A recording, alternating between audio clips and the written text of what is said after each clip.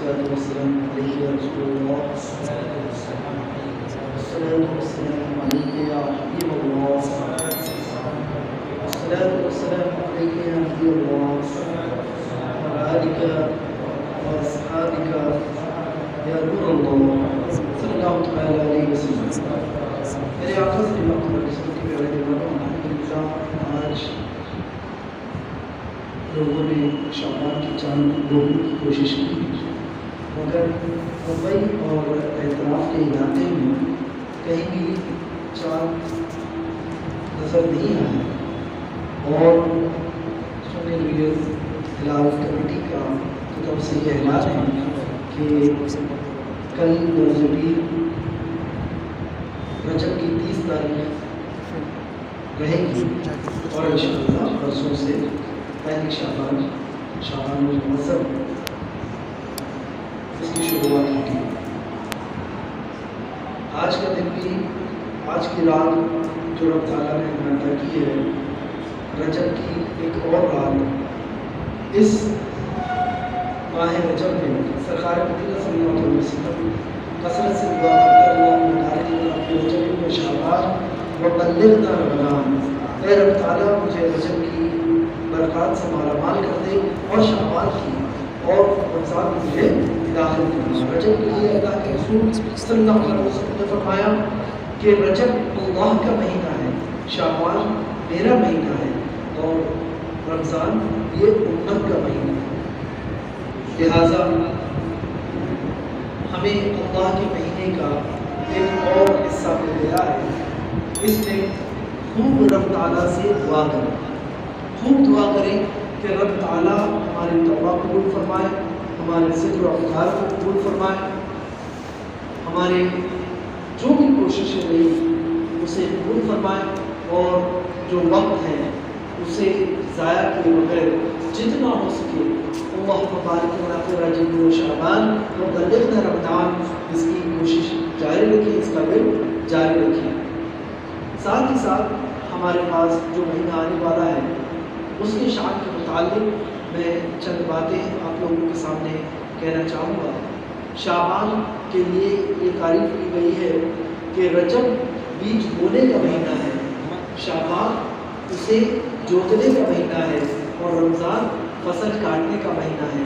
لہٰذا یہ جوتنے کا مہینہ ابھی شروع ہونے والا ہے، تو اس کا پوری طرح سے احترام کریں، کیونکہ یہ مہینہ اور مہینوں سے زیادہ حضرت صلی اللہ علیہ وسلم کو پسند ہے۔ اور حضرت عائشہ صدیقہ رضی اللہ تعالیٰ عنہ فرماتی کہ میں نے حضرت صلی اللہ علیہ وسلم اس ماہ مبارک میں اس قدر روزے رکھتے دیکھے کہ ہمیں لگتا کہ ابھی حضور کبھی روزے چھوڑیں گے ہی نہیں، ابھی روزے چھوڑیں گے ہی نہیں، اور پھر سرکار رک جائے گی، لہٰذا اس ماہ مبارک میں بھی جتنا ہو سکے کثرت سے روزے رکھیں، کہ یہ مہینہ یہ حضور کو پسندیدہ مہینہ ہے۔ اسی ماہ مبارک میں ایک دن ایسا آتا ہے جو 5 شعبان المعظم ہے، یہ اتنا پیارا دن ہے کہ اس دن حضرت عباس رضی اللہ تعالیٰ عنہ کی زوجہ حضور صلی اللہ علیہ وسلم کے پاس دوڑتی آتی ہیں، یہ حضور کی چچی ہیں، اور دوڑ کے حضور کے پاس آتی ہیں اور کہتی ہیں کہ آج میں نے بہت ہی غضب کا خواب دیکھا ہے، بہت ہی غضب کا خواب دیکھا ہے۔ حدیث پاک کا مفہوم ہے، تو حضور صلی اللہ علیہ وسلم فرماتے ہیں کہ بتاؤ چچی آپ نے کیا خواب دیکھا؟ تو کہتی ہیں کہ بہت ہی ڈراؤنا خواب تھا، میں گھبرا گئی ہوں۔ پھر بھی آپ فرماتے ہیں کہ وہ کیا خواب ہے بتاؤ؟ تو آپ کہتی ہیں کہ میں نے خواب میں دیکھا کہ آپ کے بدن کا ایک گوشت کا ٹکڑا کاٹا گیا، آپ کے بدن سے گوشت کا ایک لتھڑا کاٹا گیا اور میرے گود میں رکھ دیا گیا۔ حضور فرماتے ہیں کہ یہ تو بہت ہی مبارک خواب ہے، یہ تو بہت ہی مبارک خواب ہے، عنقریب میری لخت جگر فاطمہ کے گھر ایک بیٹا پیدا ہوگا اور اسے تمہاری گود میں رکھ دیا جائے گا۔ 5 شعبان المعظم کو حضرت امام حسین کی ولادت ہوئی، اور حضرت حضور صلی اللہ علیہ وسلم کی چچی کی گود میں انہیں رکھا گیا۔ پیارے آقا صلی اللہ علیہ وسلم کی پیاری دیوانوں، جہاں ہم اور ولادت مناتے ہیں 5 تاریخ کو، بالکل اس ولادت کو بھی ضرور سے ضرور منائیں۔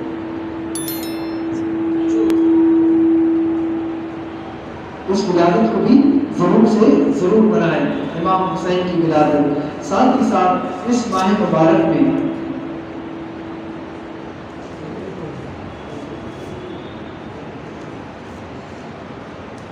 ایک بار بابا زندہ درود شریف پڑھ لیں۔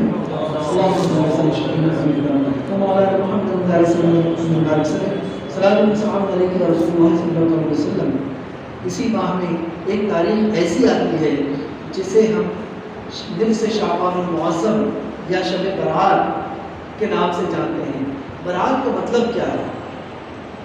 برات کا مطلب ہے توبہ، لہٰذا یہ وہ رات ہے جس میں ہمارے اعمال اللہ کی بارگاہ میں پیش کیے جاتے ہیں، اور اسی لیے ہم جو ہے اس رات کا جو اختتام ہے، اس رات کی شروعات اس طرح سے کرتے ہیں کہ ہم 6 رکعات ادا کرتے ہیں۔ انشاءاللہ عزیز اس رات کے تعلق سے جب وقت آئے گا تو اور بھی اہم باتیں بتائی جائے گی، لہٰذا اس رات کا بھی بہت زیادہ احترام کریں۔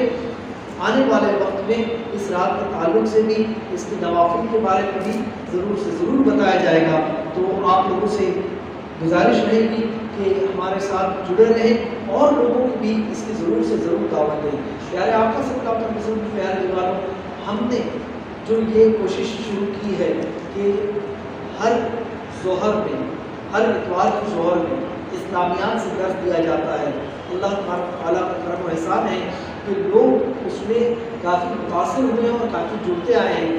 آپ لوگوں سے گزارش ہے کہ اس کی دعوت کو عام کریں، اس کی دعوت کو عام کریں، زیادہ سے زیادہ لوگوں کو پہنچائیں۔ ہمارا مقصد کسی سے، آج تک کہ آپ نے دیکھا ہوگا کہ ہم نے کسی طرح سے کسی سے معاوضہ نہیں مانگا، ہم نے کسی طرح سے کوئی کمپنسیشن نہیں مانگا۔ ہمارا مقصد علم دین کو لوگوں تک پہنچانا ہے، علم دین کو لوگوں تک پہنچانا ہے۔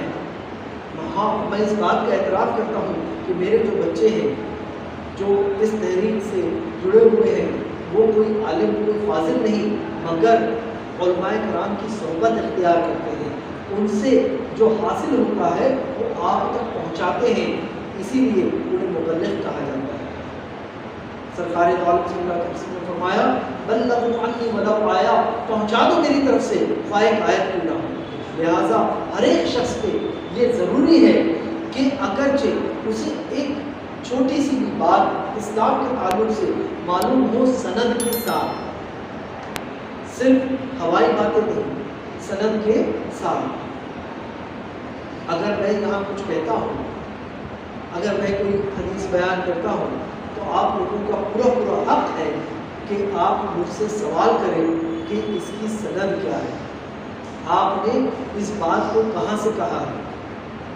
پیارے آقا صلی اللہ علیہ وسلم کی پیارے دیواروں، سنی دعوت اسلامی کی ہمیشہ یہ کوشش رہی ہے کہ آپ لوگوں کو جو پیغام حق ہے وہ پہنچایا جائے، جو صحیح پیغام ہے، جو حق کا پیغام ہے وہ پہنچایا جائے، اور ساتھ ہی ساتھ سرکار دو عالم صلی اللہ علیہ وسلم کی نسبت اور ان سے محبت اور اس محبت کی اہمیت آپ تک پہنچائی جائے۔ ہم شعبان کی بھی بات کر رہے ہیں تو شعبان کو بھی نسبت ہے سرکار مدینہ صلی اللہ علیہ وسلم سے۔ شعبان سے حضرت صلی اللہ علیہ وسلم محبت کیا کرتے، لہٰذا ہمیں بھی شعبان سے محبت کرنی چاہیے، ہمیں بھی شعبان سے محبت کرنی چاہیے۔ اور ذرا ہم غور کریں کہ شعبان سے محبت یا پھر کسی بھی ایسی چیز سے محبت جس سے حضور نے محبت کی ہے، صحابہ کا اس پہ طرز عمل کیا ہوا، صحابہ اس بات پہ کس طرح سے عمل کرتے، اس بات پہ بھی غور کریں کہ حضرت عمر، حضرت عثمان غنی رضی اللہ تعالیٰ عنہ ایک ٹیلے پر بیٹھے رہتے ہیں، وضو کر کے فارغ ہوتے ہیں، اچانک آسمان کو دیکھ کر مسکرانے لگتے ہیں۔ تو فرمایا گیا آپ نے یہ ایسا عمل کیوں کیا؟ فرماتے ہیں کہ میں نے ایسا حضور کو کہا، آپ حضور کو عمل کرتے ہوئے، میں نے ایسا عمل حضور کو کرتے ہوئے دیکھا ہے۔ اب حضور نے کیوں کیا یہ اللہ اور اللہ کے رسول بہتر جانے، مگر حضرت عثمان کے لیے یہ کافی ہے کہ یہ عمل حضور نے کیا ہے، یہ عمل حضور نے کیا ہے۔ حضرت عبداللہ بن عمر رضی اللہ تعالیٰ عنہ ایک راستے سے جا رہے ہیں، آپ ایک پیڑ کو دیکھتے ہیں، فوراً اپنے اونٹ کو موڑ دیتے ہیں اس پیڑ کی طرف، اس طرح سے موڑتے ہیں کہ آپ کا اونٹ اس پیڑ کے نیچے سے گزرے، اور جیسے ہی آپ اس پیڑ کے قریب آتے ہیں آپ تھوڑا اونچا اٹھ جاتے ہیں، ایسے کہ آپ کا امامہ اس پیڑ کی ڈالیوں میں الجھ جائے، اس پیڑ کی ڈالیوں میں الجھ جائے، وہ امامہ الجھتا ہے، کھل جاتا ہے، اور کھلنے کے بعد جب لوگ اس بات کو دیکھتے ہیں تو پوچھتے ہیں ان سے کہ اے عبداللہ بن عمر تم نے ایسا کیوں کیا، تم تو سیدھے راستے جا رہے تھے، سیدھے راستے چلتے چلتے تم نے اپنے امامے کو پیڑ میں کیوں الجھا دیا؟ تو آپ فرماتے ہیں کہ میں سرکار مدینہ صلی اللہ علیہ وسلم کے ساتھ اس راستے سے جا رہا تھا کہ میں نے کیا دیکھا کہ اسی پیڑ کی ٹہنیاں جھک جاتی ہیں، سرکار کے احترام میں جھک جاتی ہیں، مگر اسی ڈالیوں میں سرکار کا امامہ الجھ گیا اور کھل گیا۔ میں اس راستے سے جا رہا تھا، اس پیڑ کو دیکھا تو سوچا کہ سرکار دو عالم صلی اللہ علیہ وسلم کی ایک سنت ادا کروں، اس طرح سے میں بھی ان کی سنت ادا کر دوں۔ تو پیارے آقا صلی اللہ علیہ وسلم کے پیارے دیوانوں، صحابہ کرام چھوٹی سے چھوٹی، ادنا سے ادنا حضور صلی اللہ علیہ وسلم کی کوئی سنت ہوتی تو اسے فوراً نقل کرنے کی کوشش کرتے۔ کسی بھی نیک شخص کا کوئی عمل ہو اور اس کی نقل کی جائے تو اسے کہتے ہیں سنت، اس کی سنت ہے۔ جیسے انگوٹھے کو چومنا، سرکار مدینہ صلی اللہ علیہ وسلم کے نام کو سن کے انگوٹھے کو چومنا، یہ سیدنا ابوبکر صدیق رضی اللہ تعالیٰ عنہ کی سنت ہے۔ ساتھ ہی ساتھ آدم علیہ السلام کی سنت ہے، اور کس طرح کی کتنی پیاری سنت ہے کہ آپ غور کریں کہ حضرت آدم علیہ السلام کی تسلیم کے بدل میں جب روح ڈالی جا رہی تھی تو روح بار بار دوڑ کے باہر آ جاتی، اس روح سے پوچھا گیا کہ تو داخل کیوں نہیں ہو رہی ہے؟ فرماتی ہے مولا بہت اندھیرا ہے، بہت اندھیرا ہے۔ تب اللہ تبارک و تعالیٰ اپنے رحم و کرم سے سرکار دو عالم صلی اللہ علیہ وسلم کے نور کو آپ کی پشت میں رکھ دیتا ہے، آپ کی پشت میں رکھ دیا جاتا ہے۔ جیسے ہی وہ نور رکھا گیا فوراً روح داخل ہونے لگی، اور اس طرح سے داخل ہونے لگی کہ بہت ہی تیزی سے داخل ہو رہی ہے۔ پھر پوچھا گیا کہ روح تجھے کیسا لگ رہا ہے؟ اس کو کہتی ہے بڑا اچھا لگ رہا ہے۔ اور پھر جب روح داخل ہونے لگی، کمر تک کی روح پہنچی، تب حضرت آدم علیہ السلام نے اٹھنا چاہا مگر زمین پر گر گئے، آپ کو چھینک آئی، اور کسی بھی آدم زاد سے سب سے پہلا لفظ کون سا نکلا؟ الحمدللہ۔ ذرا ایک بار جھوم کے کہیے الحمدللہ، الحمدللہ۔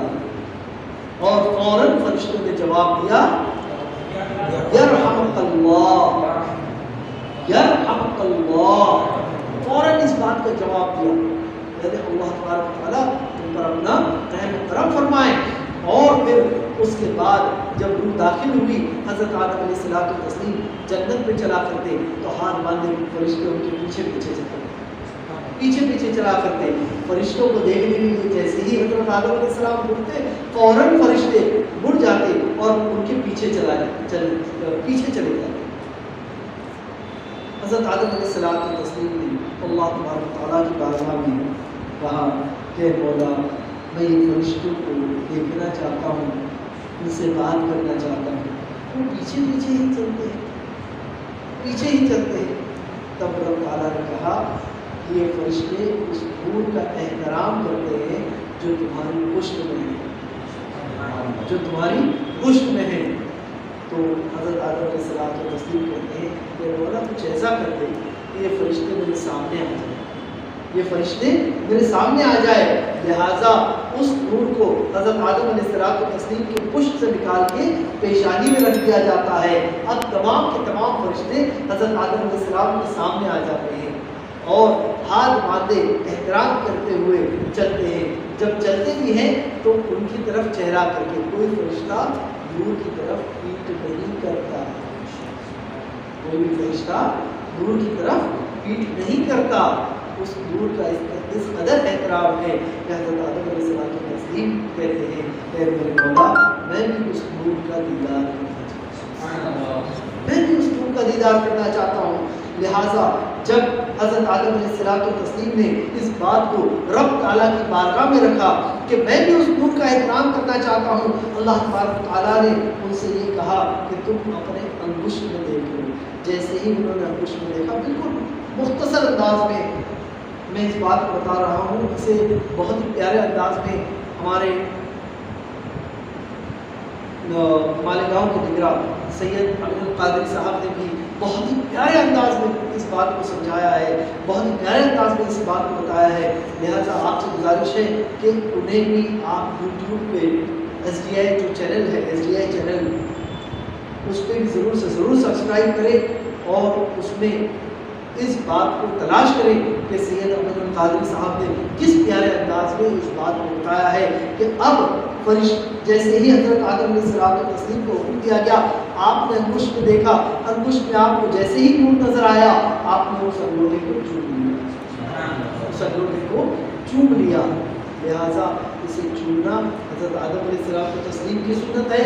اور حضرت ابو بکر صدیق رضی اللہ تعالیٰ عنہ کی سنت کیا ہے کہ جیسے ہی آپ سنتے محمد رسول اللہ فوراً اپنے انگوٹھے کو چوم کے آنکھوں میں ملا کرتے اور کیا کہتے, قرۃ عینی بک یا رسول اللہ صلی اللہ علیہ وسلم, قرۃ عینی بک یا رسول اللہ, اے اللہ کے رسول صلی اللہ علیہ وسلم آپ میرے آنکھوں کی ٹھنڈک ہے, آپ میرے آنکھوں کی ٹھنڈک ہے.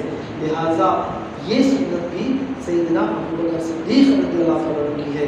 انشاءاللہ عظیم زندگی بخیر رہی تو خلفاء کا عشق محمد صلی اللہ علیہ وسلم, اس پر آپ لوگوں کے سامنے ضرور سے ضرور گفتگو کرنے کی کوشش کروں گا.